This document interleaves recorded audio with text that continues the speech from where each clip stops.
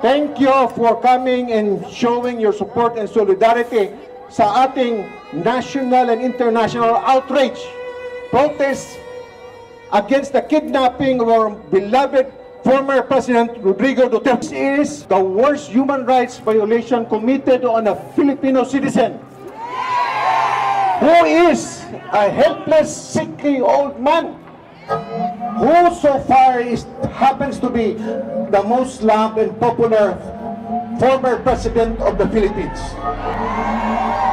Again, sabi ko, this is basic kidnapping.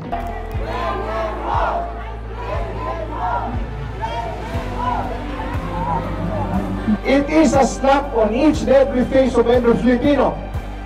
Why? Because it is a case of Western arrogance, of foreign intervention.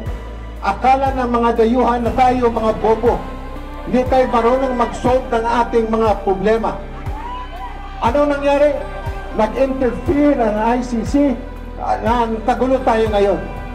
Sabi nila na ang Pilipinas daw, pwede daw ipadala ang ating presidente doon, i-try nila. Why? Because sabi nila sa Philippines, failed state tayo. Which means ang Pilipinas daw walang working government. Wala tayong judicial system. Wala tayong mga abogado, mga prosecutor, mga huwis. Sabi nila tayo mga bobo.